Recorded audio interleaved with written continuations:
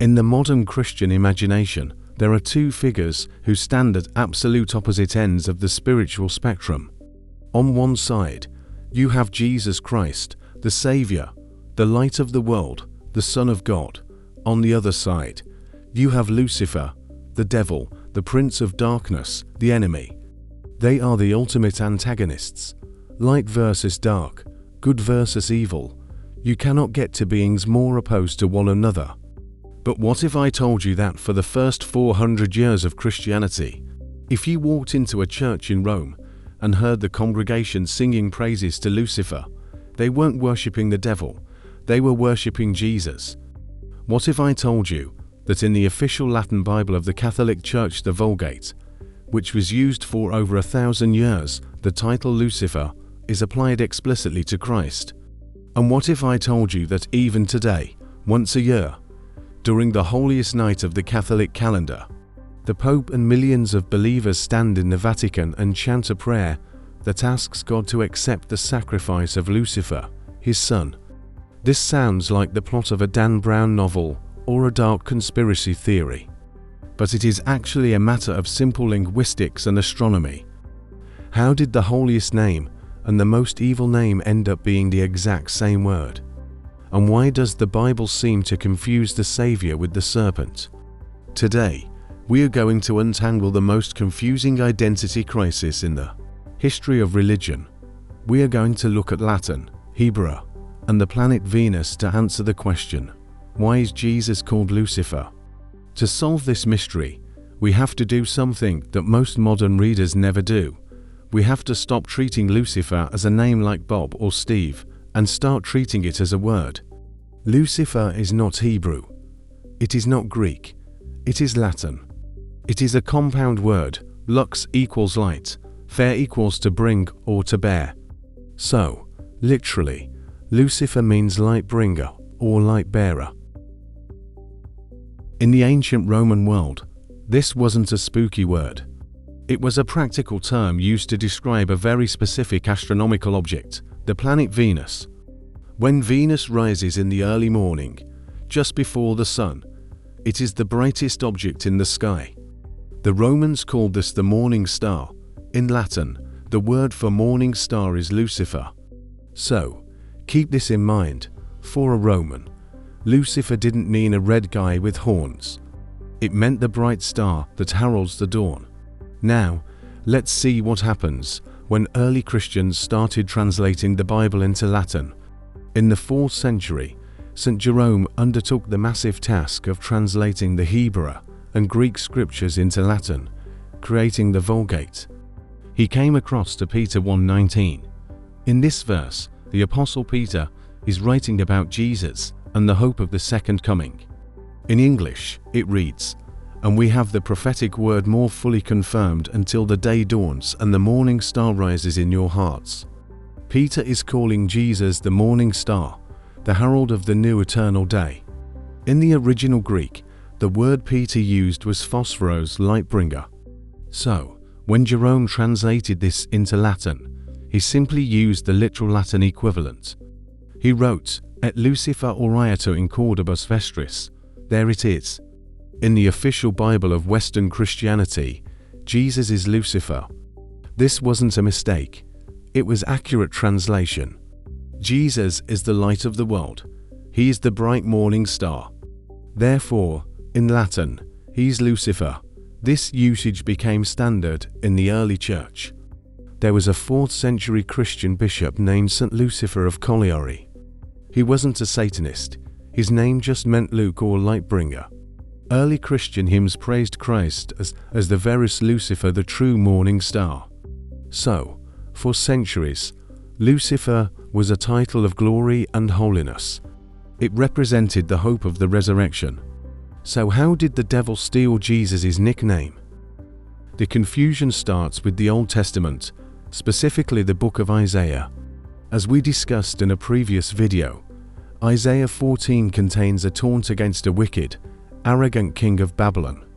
The prophet mocks this king for thinking he was a god who could climb up to heaven. In Hebrew, Isaiah 14:12, the prophet calls this king Helel ben Shahar. Helel equals shining one, Ben-Shahar equals son of the dawn. Isaiah is sarcastically comparing the king of Babylon to the planet Venus. Why? Because Venus tries to outshine the sun. It rises high and bright in the morning, looking like it owns the sky. But as soon as the sun god rises, Venus fades away and vanishes. It falls from its height. It was a perfect political metaphor. You thought you were the bright morning star, but you're nothing compared to the sun. Now, watch the translation happen again. When St. Jerome translated Isaiah 14:12 into Latin, he saw the Hebrew word Helel, morning star, so, naturally, he translated it with the Latin word Lucifer. Quomodo ceci disti de Caelor, Lucifer, cui main ori baris. How you have fallen from heaven, morning star, who rose in the morning. At this point, it's still not a proper name. It's just the word for the planet. The theological twist, however, early Christian theologians like Tertullian and Origen didn't think Isaiah was just talking about a human king. They believed the king of Babylon was a puppet for a greater spiritual power. They saw a parallel between this fall from heaven and Jesus' statement in Luke 10:18. I saw Satan fall like lightning from heaven. They connected the dots. Isaiah talks about a morning star falling. Jesus talks about Satan falling. Therefore, Satan is the morning star mentioned in Isaiah. This interpretation became so dominant that people stopped reading Lucifer as a Latin noun, morning star, and started reading it as a proper name, Mr. Lucifer. By the time the King James Bible was written in 1611, the translators made a fateful choice. Into Peter 1:19, referring to Jesus, they translated the word as day star. But in Isaiah 14:12, referring to the enemy, they didn't translate it. They kept the Latin word, they capitalized it. They wrote, O Lucifer, son of the morning, and that sealed the deal. In the English-speaking world, the title Lucifer was stripped from Jesus and given exclusively to the devil. This linguistic history explains one of the most viral gotcha moments on the internet today. Every Easter, videos circulate online showing a Catholic deacon or priest chanting in a dark basilica. The captions scream, Vatican worships Lucifer, Pope prays to Satan. They are listening to the Exultet, an ancient Easter chant dating back to the 5th century. It is sung in Latin, and if you listen closely, you will hear this line.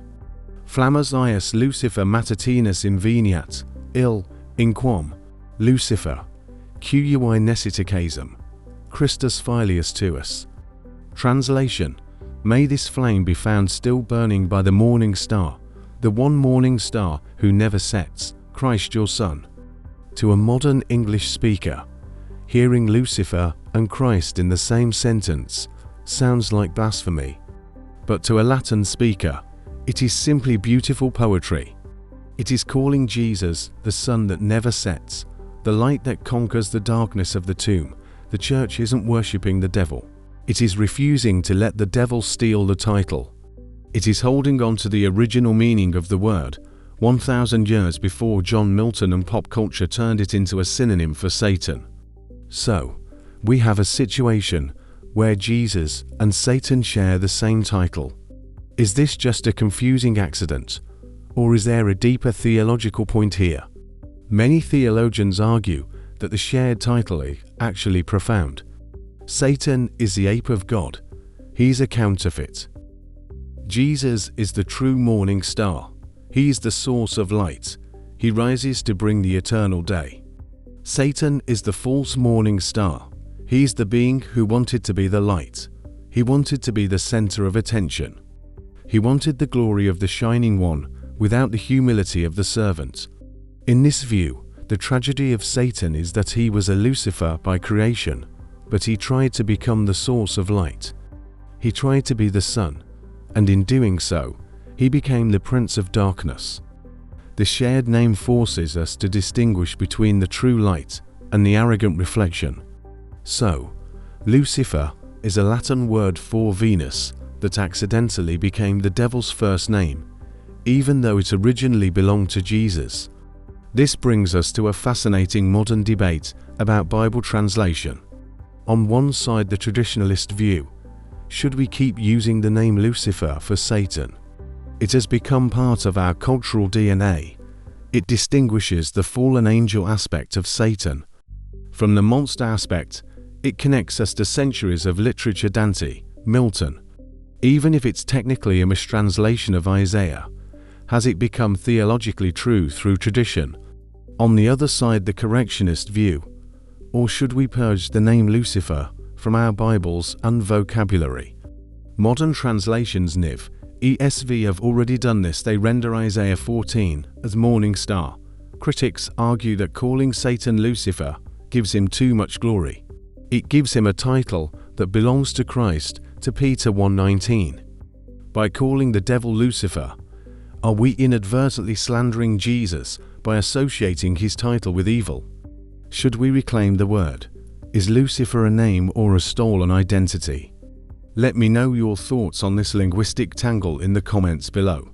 If you found this deep dive into the hidden history of biblical names fascinating, please hit that like button and subscribe for more content that uncovers the real stories behind our beliefs. Thanks for watching.